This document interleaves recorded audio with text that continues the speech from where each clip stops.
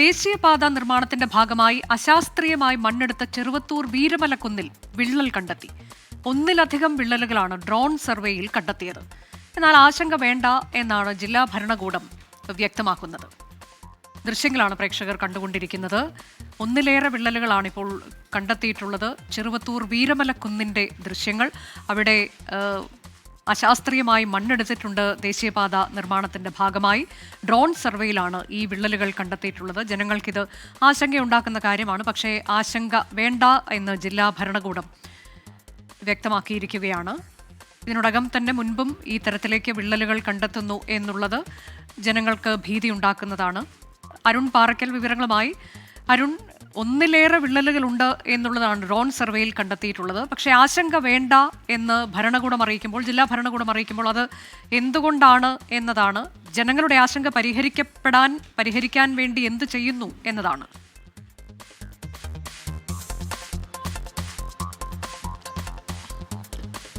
Anuja, മേഗാ construction company നിർമ്മാണ ചുമതല നടത്തുന്ന ഈ രണ്ടാമത്തെ റീച്ചിലുള്ള സ്ഥലമാണ് ഈ വീരമലക്കുന്ന്. രണ്ടാമത്തെ റീച്ചിലാണ് മൂന്നാമത്തെ റീച്ചിലാണ് ഈ വീരമലക്കുന്ന് വരുന്നത്. നീലേശ്വരം മുതൽ കാലിക്കടവ് വരെയുള്ള പ്രദേശമാണ്. ഈ ചെറുവത്തൂർ ഭാഗമാണ്.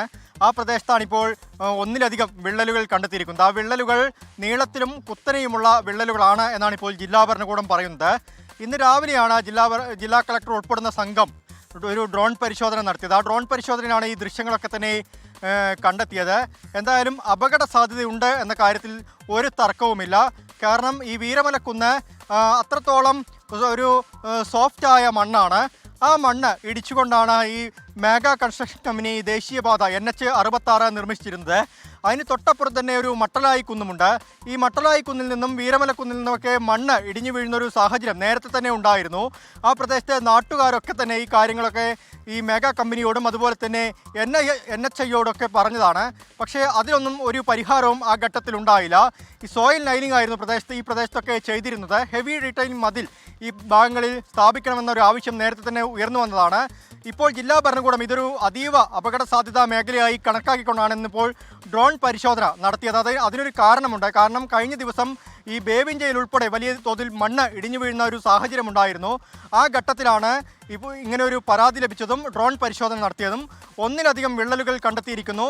അത് നീളത്തിലും കുത്തനെയുമുള്ള വിള്ളലുകളാണ്. അപകട സാധ്യത നിലനിൽക്കുന്നു എന്ന് ജില്ലാ ഭരണകൂടം നേരത്തെ തന്നെ പറയുന്നുണ്ട്. ഈ പ്രദേശത്ത് 30-ലധികം വീടുകളുണ്ട്. ഈ വീരമലക്കുന്നിന് താഴെ 30-ലധികം ആശങ്ക വേണ്ട എന്ന് ജില്ലാ ഭരണകൂടം പറയുകയാണല്ലോ.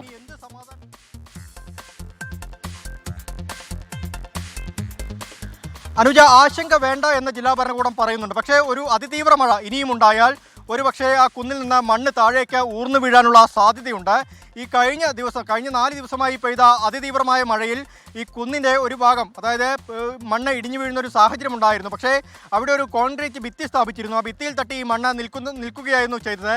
ഈ വിള്ളൽ കണ്ടെത്തിയ പശ്ചാത്തലത്തിൽ, ഒന്നിലധികം വിള്ളൽ കണ്ടെത്തിയ പശ്ചാത്തലത്തിൽ ഇനിയും ഒരു അതിതീവ്ര മഴ പെയ്യുകയാണെങ്കിൽ ഈ കുന്ന് താഴേക്ക് ഇടിയാനുള്ള സാഹചര്യമൊക്കെ ഉണ്ട്. എന്തായാലും ജില്ലാ ഭരണകൂടം തഹസിൽദാരോട് റിപ്പോർട്ട് ആവശ്യപ്പെട്ടിട്ടുണ്ട്. നാളെ തന്നെ ഇതുമായി ബന്ധപ്പെട്ട ഒരു റിപ്പോർട്ട്, വിശദമായ റിപ്പോർട്ട് കൈമാറുമെന്നാണ് തഹസിൽദാർ പറഞ്ഞിട്ടുള്ളത്. അതിനുശേഷം ഒരു ഹെവി റിട്ടേണിംഗ് മതിലോ അല്ലെങ്കിൽ വലിയ രീതിയിലുള്ള കോൺക്രീറ്റ് ഭിത്തിയോ സ്ഥാപിക്കാതെ ഒരു രക്ഷയുമില്ല എന്നാണ് ഇപ്പോൾ ജില്ലാ ഭരണകൂടം പറയുന്നത്. അനുജ, ശരി. ദേശീയപാത നിർമ്മാണത്തിന്റെ ഭാഗമായി അശാസ്ത്രീയമായി മണ്ണെടുത്ത ചെറുവത്തൂർ വീരമലക്കുന്നിലാണ് ഒന്നിലേറെ വിള്ളലുകൾ കണ്ടെത്തിയത്. ഡ്രോൺ സർവേയിലാണ് വിള്ളൽ കണ്ടെത്തിയത്. 30-ലേറെ കുടുംബങ്ങൾ ഈ മേഖലയിൽ താമസിക്കുന്നുണ്ട്. പക്ഷേ ആശങ്ക വേണ്ട എന്ന് ജില്ലാ ഭരണകൂടം വ്യക്തമാക്കുന്നുണ്ട്. അടിയന്തര റിപ്പോർട്ട് തഹസിൽദാറിനോട് തേടുകയും ചെയ്തിട്ടുണ്ട്.